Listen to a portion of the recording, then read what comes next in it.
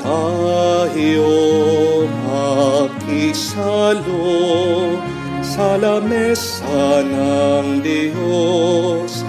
Grasya niya'y handa na, magalak at magsaya. Ito na ang araw, gawa ng Panginoon. Mawit ng masaya, purihin ang Diyos. Magtipon tayo, makisalo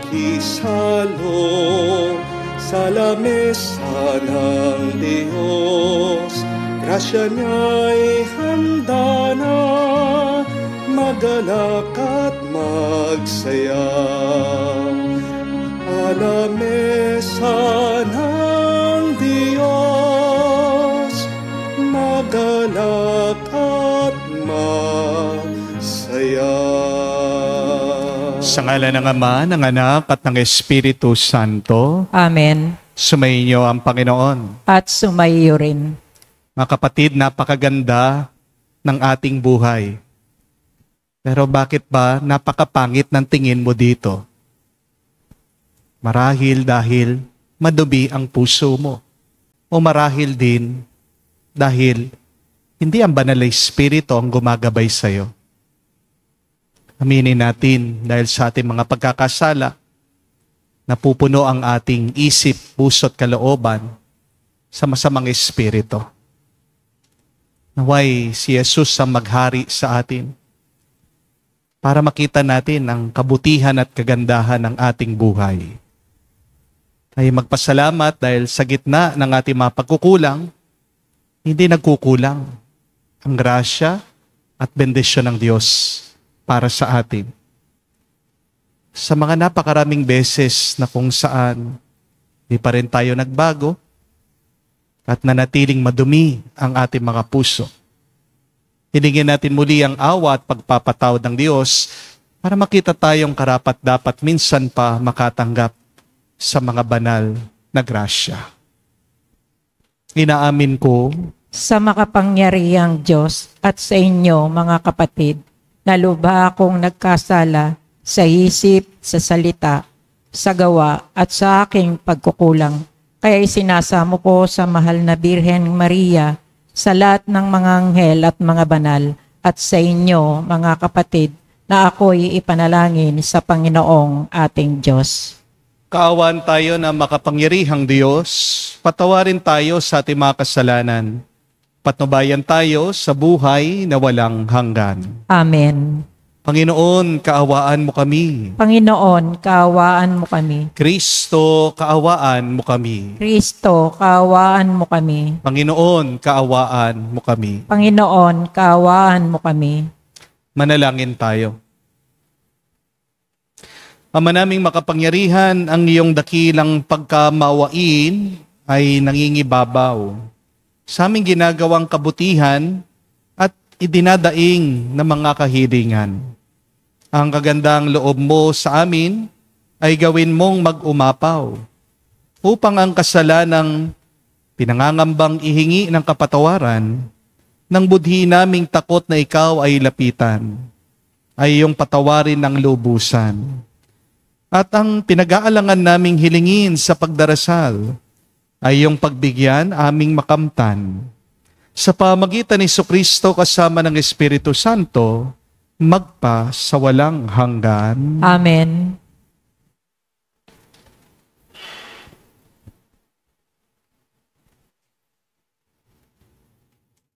Pagbasa mula sa aklat ni Propeta Joel. Magluksa kayo at tumangis, mga saserdoting naghahandog ng haing susunugin sa dambana ng Panginoon. Pumasok kayo sa templo at manatili roong magdamag na nakasuot ng sako. Walang trigo o alak na ihahandog sa dambana ng inyong Diyos. Iutos ninyo na mag-ayuno ang lahat. Tawagin ninyo ang mga tao upang sumamba. Tipunin ninyo ang matatanda at lahat ng taga-Huda. Pumasok kayo sa templo ng Panginoon na inyong Diyos at sumamo sa Kanya.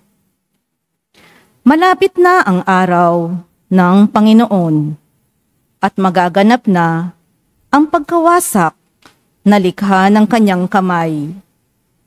Kalagim-lagim ang araw na yaon. Hipan ninyo ang trumpeta, ibigay ang hudyat sa Sion, sa banal na burol ng Diyos.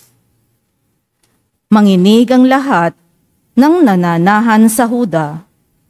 Dumating na ang araw ng Panginoon. Ito'y makulimlim at malungkot na araw. Madilim ang buong paligid at lumitaw ang napakakapal na balang tulad ng paglaganap ng liwanag sa kabundukan kung nagbubukang liwayway. Hindi pa nangyayari ang ganito ng mga nakaraang panahon at hindi na mangyayari pang muli. Ang salita ng Diyos. Salamat sa Diyos. Makatarungang paghatol ang igagawad ng poon. Makatarungang paghatol ang igagawad ng poon. O Panginoon ko, buong puso kitang pasasalamatan. Ang kahangang-hangang ginawa mo, poon, aking isasaysay. Dahilan sa iyo, ako ay aawit na may kagalakan. Pupurihin kita, Panginoon naming kataas-taasan. Makatarungang paghatol ang igagawad ng poon. Iyong hinatulan, yaong mga hentil at mga balakyot. Alaala nila sa balat ng lupay, pinawi mong lubos. Itong mga hentil, nahulog sa hukay na ginawa nila. Sa kanilang bitag, na umang sa akin, ang nahuli sila. Makatarungang paghatol ang igagawad ng poon. Dapat kilalaning haring walang hanggan, itong Panginoon. Kanyang itinatag, yaong kanyang trono, upang doon humatol. Ang pamamahala niya sa daigdig, pawang naaayon, sa makatarungan niyang pagpapasya bilang isang hukom. Makatarungang paghatol ang igagawad ng poon.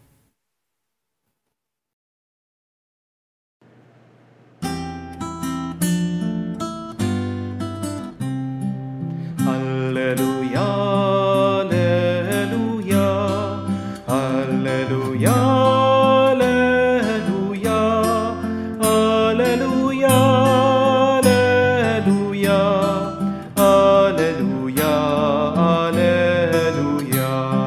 alleluia, alleluia, alleluia, alleluia, alleluia. Si Kristo ay tinampok, sa Kanya tayo'y dumulog, kasamahan ay natapos. Alleluia, alleluia. Sumainyo ang Panginoon. At sumayo rin. Ang mabuting balita ng Panginoon ayon kay San Lucas. Papuri sa iyo, Panginoon. Nung panong yon, matapos palayasin ni Jesus ang isang demonyo, naggilalas ang mga tao. Ngunit may ilan sa kanila ang nagsabi, si Beelzebul na prinsipe ng mga demonyo ang nagbigay sa kanya ng kapangyarihang magpalayas ng mga demonyo. May iba namang nais siyang subukin, kaya't nagsabi, magpakita ka nga ng kababalaghang magpapakilala na ang Diyos ay sumasayo. Ngunit batid ni Jesus ang kanilang iniisip, kaya't sinabi sa kanila, babagsak ang bawat kaharian, nahahati sa magkakalabang pangkat at mawawasak ang mga bahay roon. Kung maghimagsik si Satanas laban sa kanyang sarili, paano mananatili ang kanyang kaharian? Sinasabi ninyong nagpapalayas ako ng mga demonyo sapagkat binigyan ako ni Beelzebul ng kapangyarihang ito.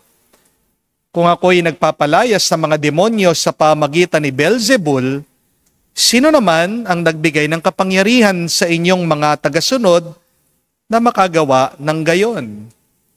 Sila na rin ang nagpapatunay na maling-mali kayo.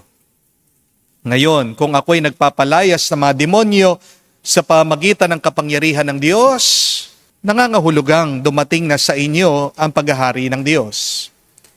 Kapag ang isang tao'y malakas at nagsasandatahan ay nagbabantay sa kanyang bahay, malayo sa panganib ang kanyang ari-arian. Ngunit kung salakayin siya at talunin ng isang taong higit na malakas, sasamsamin nito ang mga sandatang kanyang inaasahan at ipapamahagi ang ari-ariang inagaw. Ang hindi panig sa akin ay laban sa akin, at ang nagkakalat ang hindi tumutulong sa aking mag-ipon. Kapag lumabas na mula sa tao ang isang masamang espiritu, ito'y gumagala sa mga tigang na lugar at naghahanap ng mapagpapahingahan. Kung walang matagpuan, ay sasabihin nito sa sarili, babalik ako sa bahay na aking pinanggalingan. Pagbalik ay matatagpuan niyang malinis na ang bahay at maayos. Kaya't lalabas siyang muli at magsasama ng 7 pang espiritong masasama kesa sa kanya. At papasok sila at maninirahan doon. Kaya't sumasama kaysa dati ang kalagayan ng taong iyon. Mga kapatid, ang mabuting balita ng ating Panginoon. Pinupuri ka namin, Panginoong Yesukristo. Magandang araw po muli sa inyong lahat. Magandang araw naman po, Father. Kung kayo man po ay imbitahan sa isang bahay at napansin niyo po merong sapot sa kisame, may alikabok sa mga cabinet, huwag na po kayong babalik dun sa bahay na yon. Bakit? Huwag kayong babalik dun sa bahay na kung saan kayo inimbitahan, hindi dahil madumi ang tahanan. Huwag kayong babalik kasi madumi ang puso nyo. Amen? Isipin niyo po ito. Pinapasok kayo dun sa tahanan, pinagluto kayo, pinakain kayo, tinanggap kayo, in-entertain kayo, tapos paano mo sinuklian yung kabutihan na pinakita sa'yo? Chine-check mo yung kagamitan nung bahay na yon. Minamaliit mo yung pamilya na nakatira doon sa bahay. Di po ba, mga kapatid? Iwasan sana natin ang maghanap ng butas sa ibang tao. Huwag kang maghanap ng mali sa iyong kapwa na nagpapakita naman sa iyo ng kabutihang loob. Sa halip sana, hanapin mo, makita mo ang mabuti na ginagawa at pinapakita ng ibang tao. Ang malungkot na kwento, nabubuhay po tayo sa isang panahon na kung saan nakikita natin ang pagkakamali ng iba at hindi natin pinapansin ang pagtsatsaga nila. Buti pa ang dumi ng bahay na alala mo. Pero yung pagkain na niluto nila para sa'yo, hindi mo man pinasalamatan, nakalimutan mo. Bakit yung magulong kwarto ang napansin mo, pero yung nakabukas nilang puso, binaliwala mo? Kapag nagpakita sa iyo ng pagmamahal ang isang tao, huwag mo itong suklian ng panlalait at kasamaan. Amen? Please, repay kindness with kindness. Do not repay the kindness of others with evil. Yan ang pinakamasamang ugali at pwede nating gawin sa iba. Yung tinulungan ka na nga, pero naging masama ka pa sa kanila. Tandaan po natin mga kapatid, ang dumi, ang basura, kahit saan, meron yan. Pero ang pagmamahal at pag-ibig, madalang lang yan. Malimit lang yan.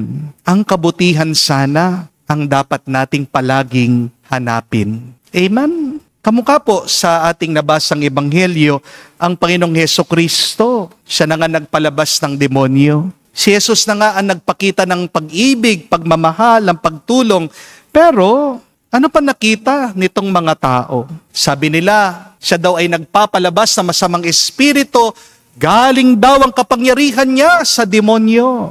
Napakabuti na nga ng pinakita ni Jesus. Pero bakit masama pa rin ang napansin ng iba? Ito ay dahil masama ang nasa puso ng mga tao. Kaya napakahalaga po ang paglilinis ng ating loob araw-araw. Amen? Ang kasabihan nga, when your heart is peaceful, your life becomes beautiful.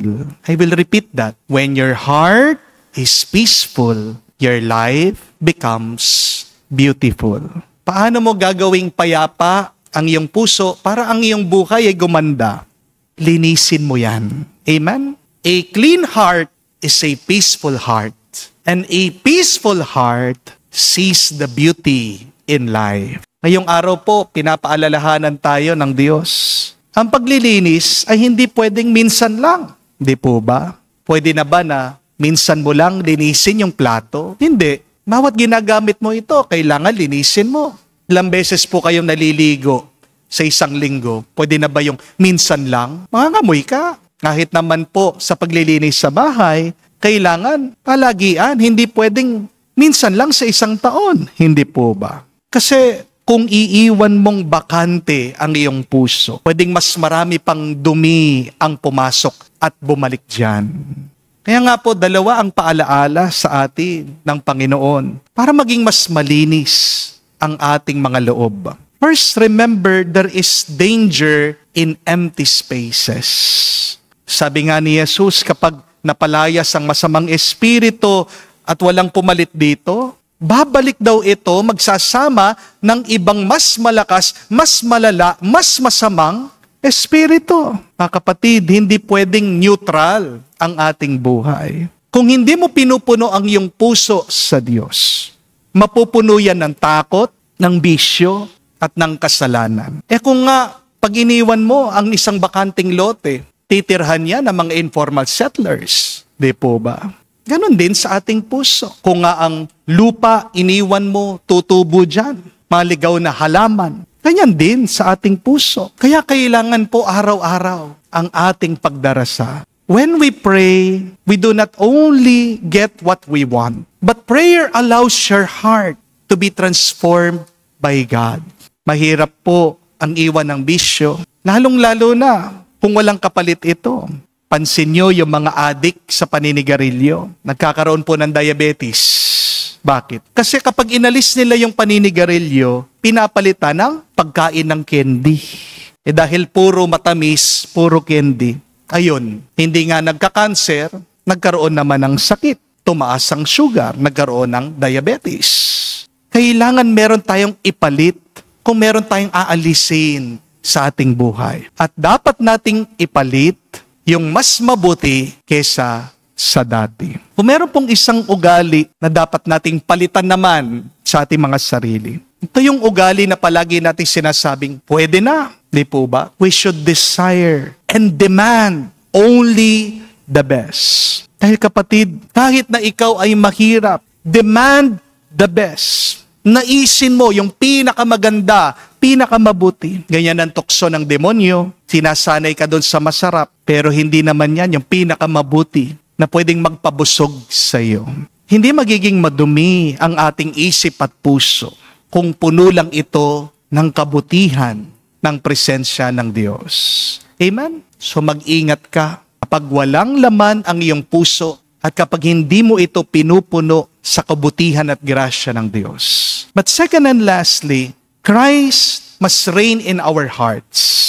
Sabi po ng ating Panginoong Jesucristo, siya daw ang stronger man, sa yung mas malakas, dumating para tulungan tayo laban sa mga masamang espiritu. Kung hindi maghahari sa puso natin si Jesus, iba ang maghahari dito.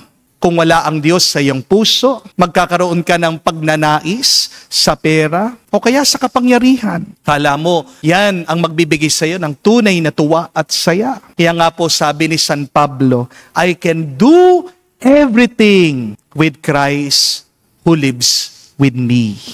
Opo, meron tayong mga magagawa. Pero hindi lahat. Alam natin ang ating limitasyon. Hindi po ba? Pero yan ang pangako ng ating Panginoon. Magagawa natin ang lahat sa pamagitan ng tulong ni Kristo.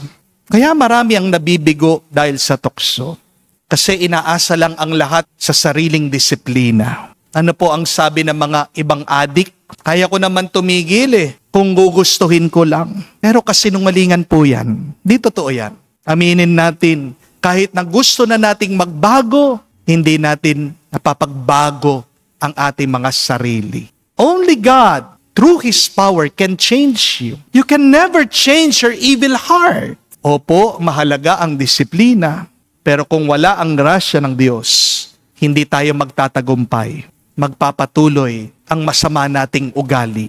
Pero kapag pinapasok mo si Jesus sa iyong buhay, sa pamagitan ng panalangin, sa pamagitan ng pakikilahok sa banal na misa, sa pamagitan ng pakikinig mo sa salita ng Diyos, si Jesus ang magiging tagapagtanggol mo. Jesus will guard your heart.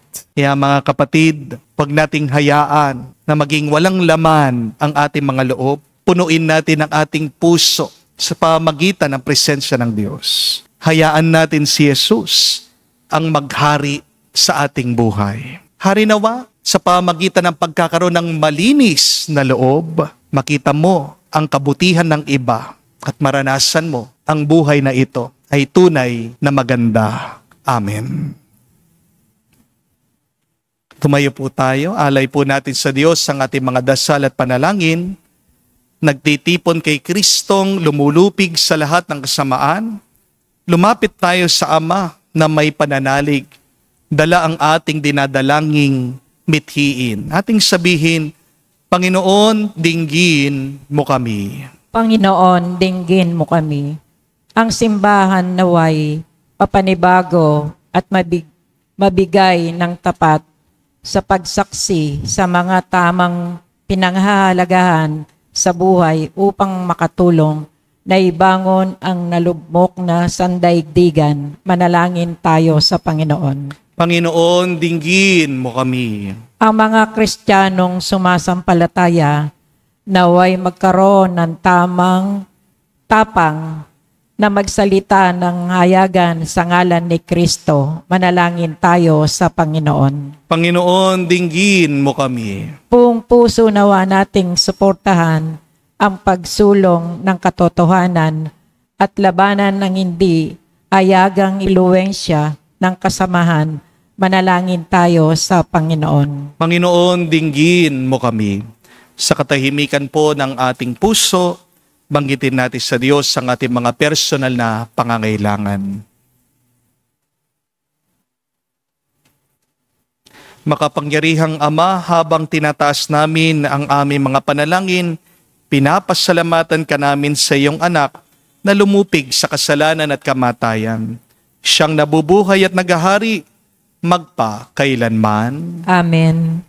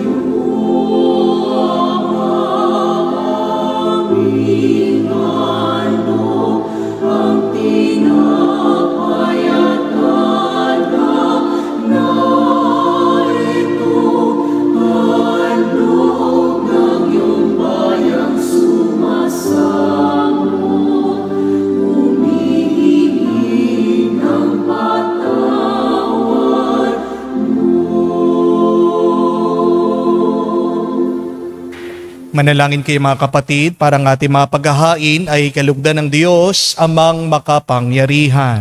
Tanggapin nawa ng Panginoon itong paghahain sa iyong mga kamay, sa kapurihan niya at karangalan, sa ating kapakinabangan at sa buong sambayanan niyang banal. Ama naming lumikha, tanggapin mo ang paghahain ng mga alay na iyong inihahabilin at sa pagdiriwang na dapat naming ganapin, ang kabanalan ng iyong pagliligtas naway sumaamin sa pamagitan ni Jesucristo kasama ng Espiritu Santo, magpa sa walang hanggan. Amen. Sumainyo ang Panginoon. At sumayo rin.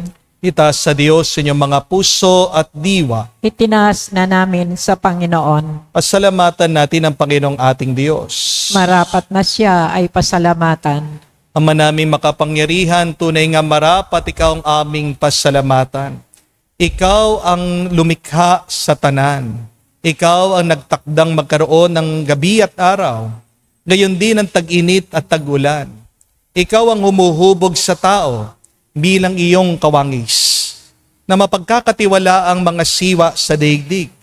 Ikaw ngayon pinaglilingkuran sa pagganap sa pananagutan ng iyong pinagtitiwalaan sa pamagitan ng anak mong mahal. Kaya kaisa na mga anghel nagsisiawit ng papuri sa iyo, nang walang humpay sa kalangitan.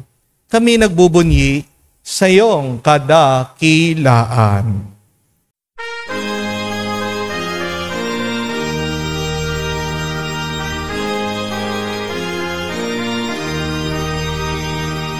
Santo, Santo, Santo, Panginoong Diyos ng mga hukbo.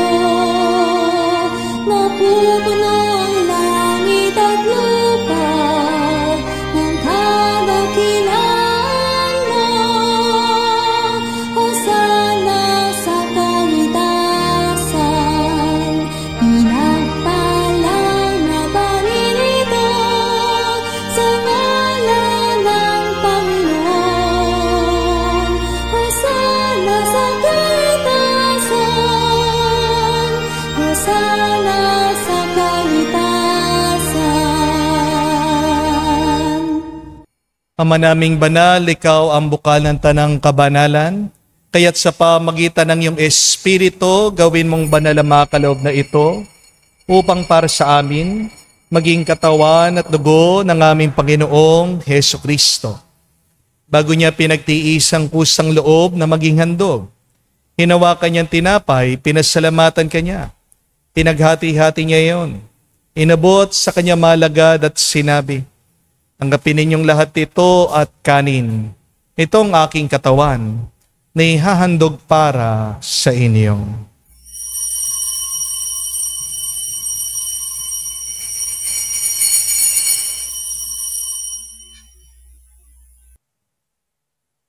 Gayon din naman na matapos ang hapunan, hinawakan niyang kalis. Muli kanyang pinasalamatan. Nabot niyang kalis sa kanyang malagad at sinabi, tanggapin ninyong lahat ito at inumin. Ito ang kalis ng aking dugo, ng bago at walang hanggang tipan. Ang aking dugo na ibubuhos para sa inyo at para sa lahat, sa pagpapatawad ng mga kasalanan. Gawin ninyo ito sa pag-alaala sa akin.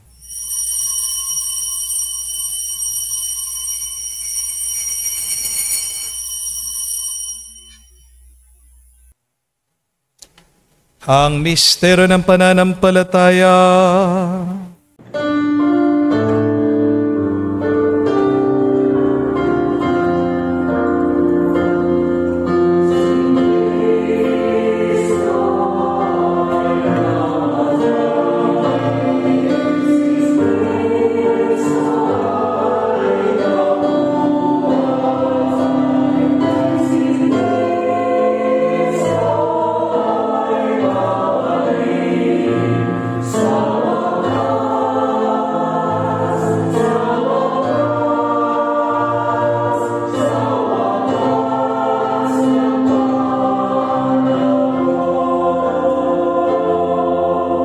Ama, ginagawa namin ngayon ang pag-alaala sa pagkamatay, muling pagkabuhay ng iyong anak.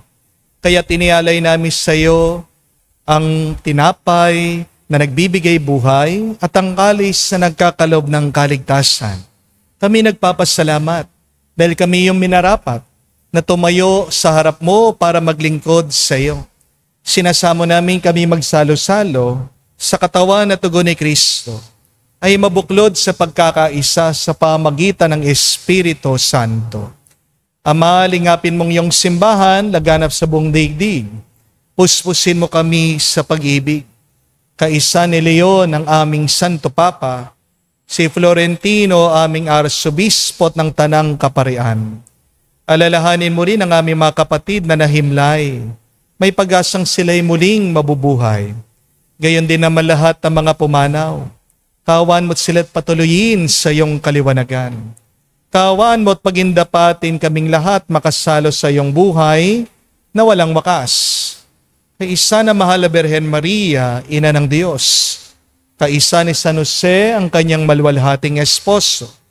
Kaisa na mga apostol, lahat ng mga banal, na namuhay dito sa daigdig, nakalugod-lugod sa iyo. May pagdiwang naman namin ang pagpupuri sa kararangal mo sa pamagitan ng iyong anak, aming Panginoong Hesu Kristo. Sa pamamagitan ni Kristo, kasama niya at sa Kanya, lahat ng parangal at papuri ay sa iyo, Diyos Ama, makapangyarihan, kasama ng Espiritu Santo, magpasawalang hanggan. Amen, amen, amen. Sa nakagaling na utos sa turo ni Jesus sa Panginoon natin na Diyos, ipahayag natin ang lakas, loob.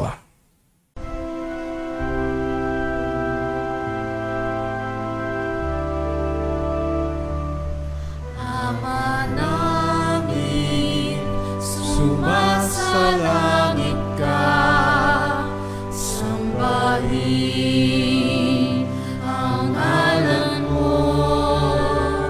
Mapasa amin ang kaharian mo. Sundin ang loob mo dito sa lupa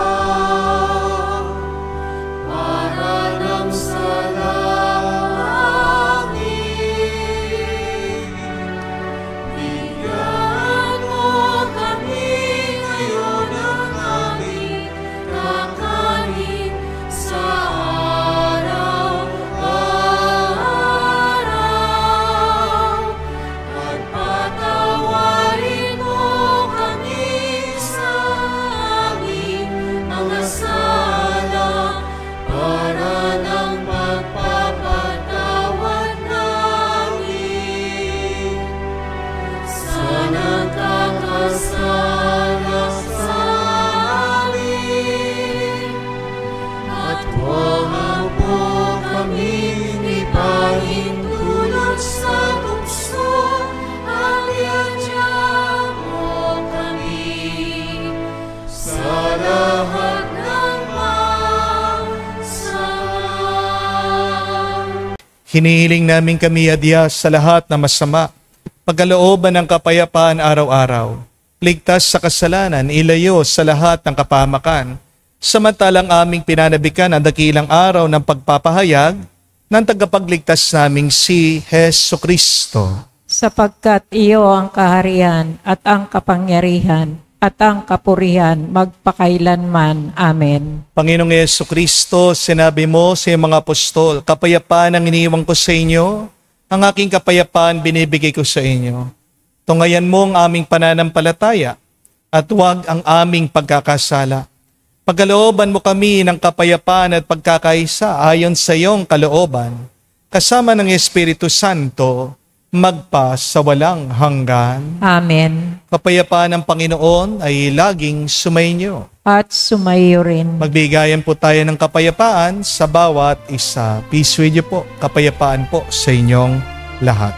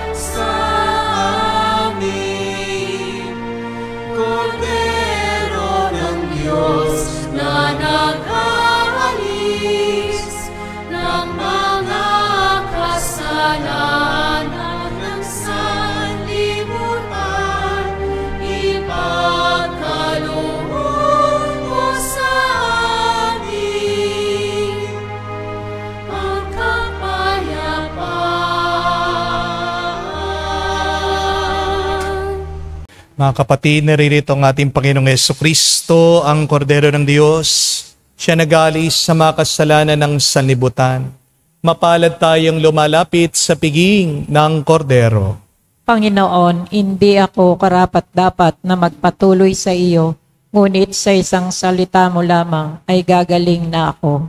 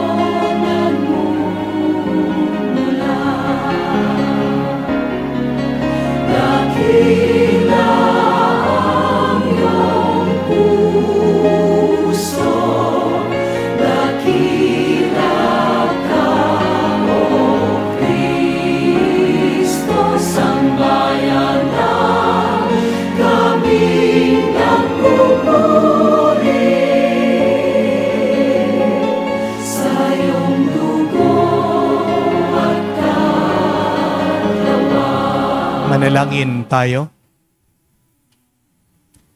Ama naming mapagmahal, ipagkaloob mo sa pagsasalo namin sa pagkait inuming banal. Kami ay maging katawan ni Kristo na aming pinakikinabangan sa pamagitan niya, kasama ng Espiritu Santo magpa sa walang hanggan. Amen. Mga kapatid, muli po paalaala, huwag kayong maghahanap ng butas o ng masama sa iba. Dahil kahit saan makakakita ka ng basura, ng dumi, ng pagkukulang.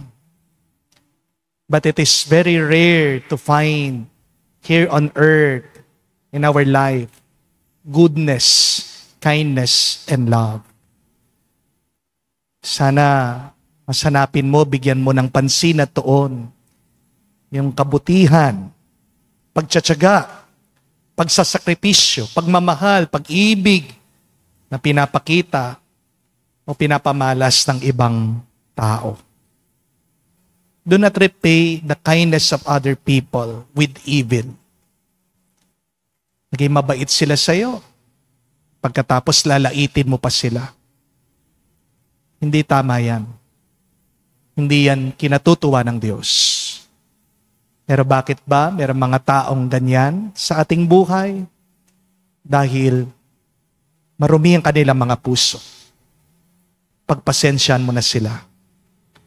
Because remember, only a clean heart will become a peaceful heart, and only a peaceful heart can see the beauty of life. Paano maging mas malinis ang ating mga puso? Huwag mo lang hahayaan yan na bakante, walang laman. Punuin mo yan sa presensya ng Diyos sa pamagitan ng pananalangin, pakikinig sa Kanyang salita, pagsisimba, pagtanggap sa Kanyang banal na katawan at dugo. At hari nawa, si Kristo ang maghari sa iyong puso. So once again, we consecrate our hearts to the Sacred Heart of Jesus, so that we may have clean hearts, and having clean hearts, we may have peaceful hearts sa pamagitan ng ating mga payapang puso maranasan mo sana ang ganda ng buhay na ito. Sumayin niyo ang Panginoon. At sumayo rin. At kayo basbasan ng Diyos makapangyarihan sa lahat, sa ngalan ng Ama, ng Anak, ng Espiritu Santo. Amen. Ang ating misa'y natapos na, humayo kayo sa kapayapaan ni Kristo. Salamat sa Diyos.